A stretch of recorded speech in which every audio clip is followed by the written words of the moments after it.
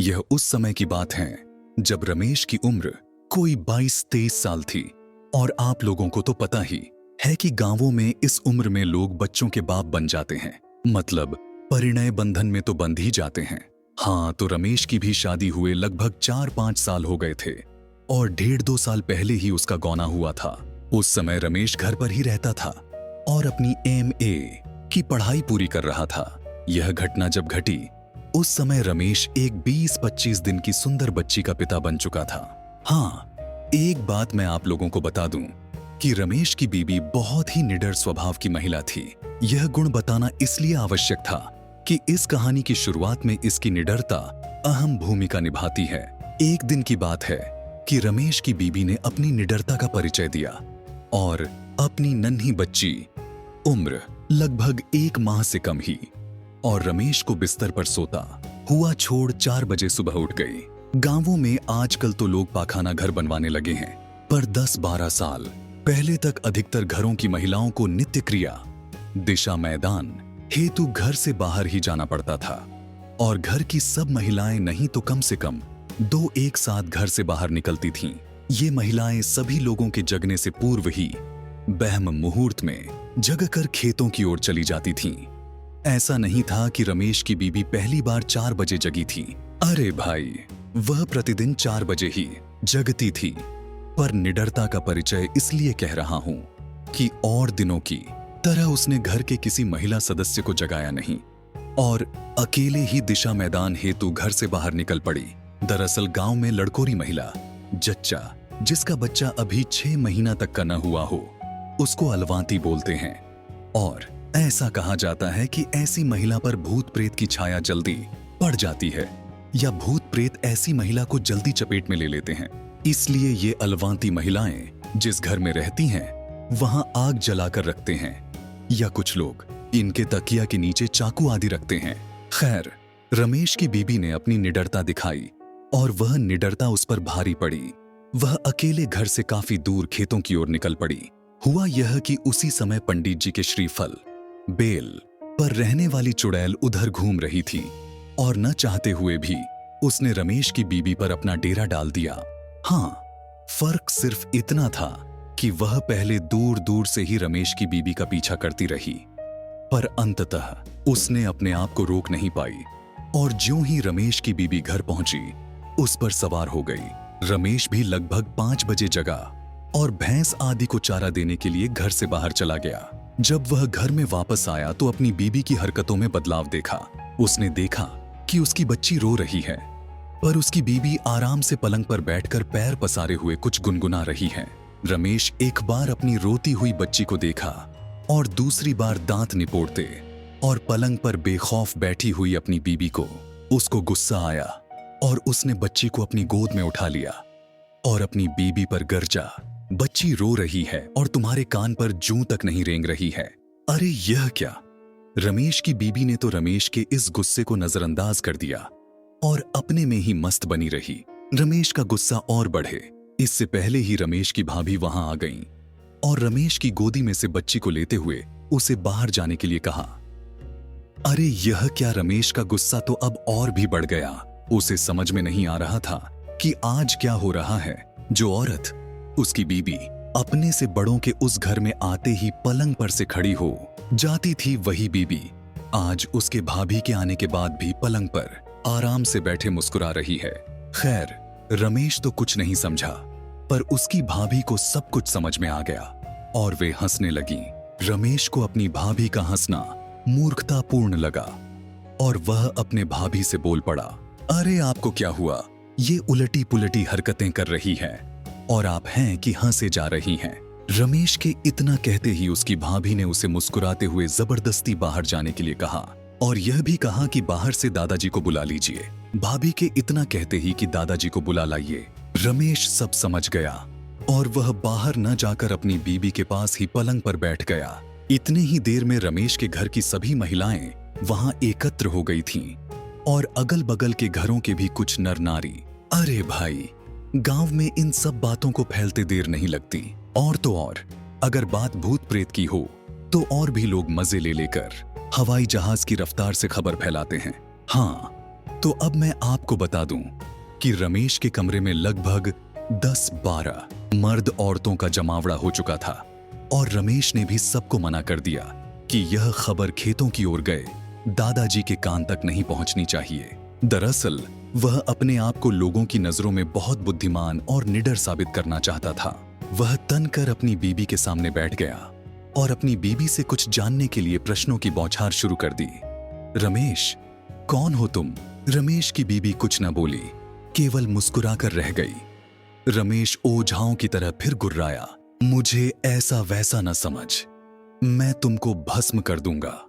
रमेश की बीबी फिर से मुस्कुराई, पर इस बार थोड़ा तनकर बोली, तुम चाहते क्या हो?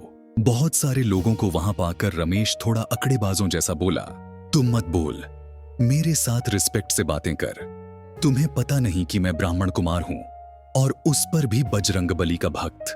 रमेश के इतना कहते ही उसकी बीबी चुड़ैल से पीड़ित थोड़ा सकपकाकर बोली, मैं पंडित जी के श्रीफल पर की चुड़ैल हूं। अपनी बीबी के मुख से इतना सुनते ही तो रमेश को और भी जोश आ गया। उसे लगने लगा कि अब मैं वास्तव में इस पर काबू पा लूंगा। वहां खड़े लोग कौतूहलपूर्वक रमेश और उसकी बीबी की बातों को सुन रहे थे और मन ही मन प्रसन्न हो रहे थे। अरे भाई, मनोरंजन जो हो रहा था उनका। रमेश फिर बोला, अच्छा, पर तूने इसको पकड़ा क्यों? तुमके पता नहीं कि यह एक ब्राह्मण की बहू है और नियमित पूजा पाठ भी करती है। रमेश की चुड़ैल पीड़ित बीबी बोली, मैंने इसको जानबूझकर नहीं पकड़ा, इसको पकड़ना तो मेरी मजबूरी हो गई थी। यह इस हालत में अकेले बाहर गई क्यों? खैर, अब मैं जा रही हूं, मैं खुद ही अब अधिक देर यहां नहीं रह सकती। रमेश अपने बीबी की इन बातों को सुनकर बोला, क्यों, क्या हुआ? डर गई ना मुझसे? रमेश के इतना कहते ही फिर उसकी बीबी मुस्कुराई और बोली, तुमसे क्या डर? मैं तो उससे डर रही हूं जो इस घर पर लटक रहा है और मुझे जला रहा है। अब उसका ताप मुझे सहन नहीं हो रहा है। दरअसल बात यह थी कि रमेश के घर के ठीक पीछे एक पीपल का पेड़ था और गांव वाले उस पेड़ को बांसदेव बाबा कहते थे। लोगों का विश्वास था कि इस पेड़ पर कोई अच्छी आत्मा रहती है और वह सबकी सहायता करती है। कभी कभी तो लोग उस पीपल के नीचे जेवनार आदि भी चढ़ाते थे। और हाँ, इस पीपल की एक डाली रमेश के घर के उसी कमरे पर लटकती रहती थी जिसमें रमेश की बीबी रहती थी। चुड़ैल, अपनी बीबी की बात सुनकर रमेश हंसा और बोला, जा मत, यहीं रह जा। जैसे हमारी एक बीबी है वैसे ही तुम एक और। रमेश के इतना कहते ही वह चुड़ैल हंसी और बोली, यह संभव नहीं है, पर तुम मुझसे शादी क्यों करना चाहते हो? रमेश बोला, अरे भाई, गरीब ब्राह्मण हूं, कुछ कमाता धमाता तो हूं नहीं, तू रहेगी जो थोड़ा धन दौलत लाती रहेगी। रमेश के इतना कहते ही वह चुड़ैल बोली, तुम बहुत चालू है, और हाँ, यह भी सही है कि हमारे पास बहुत सारा धन है, पर उस पर हमारे लोगों का पहरा रहता है। अगर कोई इंसान वह धन लेना चाहे तो हम लोग उसका अहित कर देती हैं। हाँ, और एक बात, और वह धन तुम जैसे जीवित प्राणियों के लिए नहीं है। रमेश अब थोड़ा शांत और शालीन स्वभाव में बोला, अच्छा ठीक है, तुम जरा कृपा करके एक बात बताओ, ये भूत प्रेत क्या होते हैं? क्या तुमने कभी भगवान को देखा है? आखिर तुम कौन हो? क्या पहले तुम भी इंसान ही थी? चुड़ैल भी थोड़ा शांत थी और शांत थे वहां उपस्थित सभी लोग, क्योंकि सब लोग इन प्रश्नों का उत्तर जानना चाहते थे। चुड़ैल ने एक गहरी सांस भरा और कहना आरंभ किया, भगवान क्या है मुझे नहीं मालूम, पर कुछ हमारे जैसी आत्माएं भी होती हैं जिनसे हम लोग बहुत डरते हैं और उनसे दूर रहना ही पसंद करते हैं। हम लोग उनसे क्यों डरती हैं यह भी मुझे पता नहीं। वैसे हम लोग पूजा पाठ करने वाले लोगों के पास भी भटकना पसंद नहीं करते और मंत्रों आदि से भी डरते हैं। रमेश फिर पूछा, खैर ये बताओ कि तुम इसके पहले क्या थी? तुम्हारा घर कहाँ था? तुम चुड़ैल कैसे बन गई? चुड़ैल ने रमेश की बातों को अनसुना करते हुए कहा, नहीं नहीं, अब मैं जा रही हूं, अब और मैं यहां नहीं रुक सकती, वे आ रहे हैं। चुड़ैल के इतना कहते ही कोई तो कमरे में प्रवेश किया और रमेश को डांटा, रमेश यह सब क्या हो रहा है? क्या मजाक बनाकर रखे हो? रमेश कुछ बोले, इससे पहले ही क्या देखता है कि उसकी बीबी ने साड़ी का पल्लू झट से अपने सर पर रख लिया और हड़बड़ाकर पलंग पर से उतरकर नीचे बैठ गई और धीरे धीरे मेरी बेटी कहते हुए रमेश की भाभी की गोद में से बच्ची को लेकर दूध पिलाने लगी। रमेश ने एक दृष्टि अपने दादाजी की ओर डाला और मन ही मन बुदबुदाया, आपको अभी आना था, सब खेल बिगाड़ दिए। आधे घंटे बाद आते तो क्या बिगड़ जाता। गांव का नाम था सुनहरा, जहां हर सुबह पक्षियों की चहचहाहट और सरसों के फूलों की खुशबू से शुरू होती थी। दिलीप एक साधारण और मेहनती युवक गांव के कुएं के पास अपने खेतों में काम करता था। उसकी आंखों में सपने थे और दिल में उम्मीद।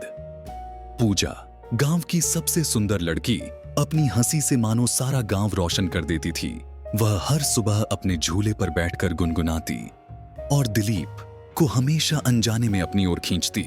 एक दिन जब सूरज आसमान में धीमे धीमे चढ़ रहा था, दिलीप कुएं से पानी भर रहा था। पूजा अपनी पायल की झंकार के साथ वहां आई। उसके घूंघट से झांकती बड़ी बड़ी आंखों ने दिलीप को जैसे जड़ कर दिया। पूजा की हंसी ने उस पल को और जादुई बना दिया। दिलीप भैया, ये मटका भारी है, भर दिया तो उठाने में मदद करोगे? उसने मुस्कुराते हुए पूछा।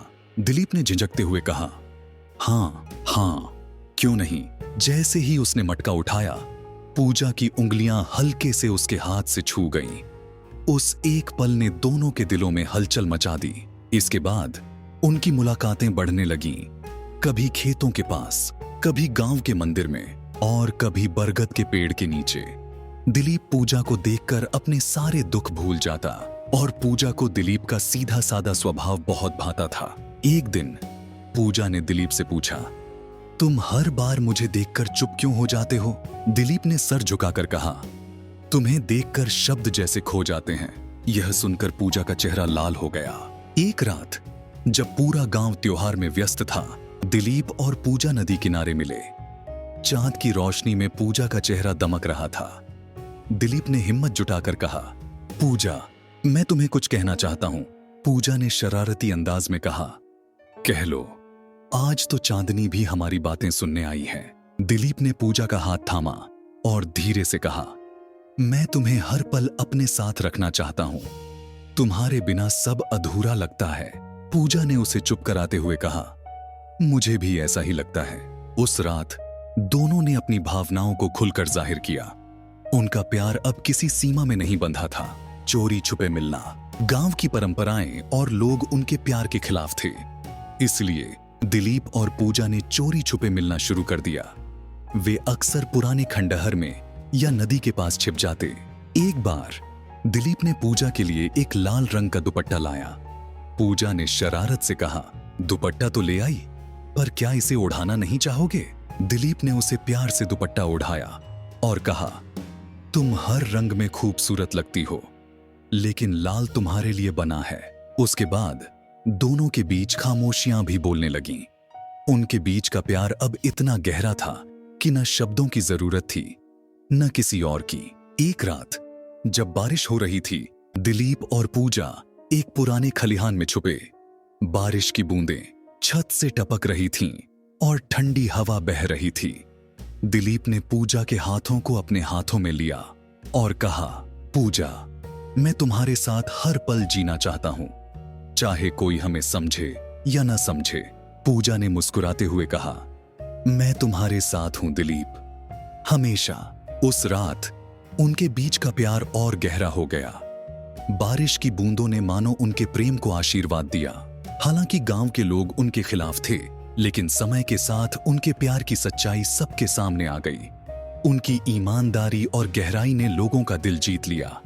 अंततः दिलीप और पूजा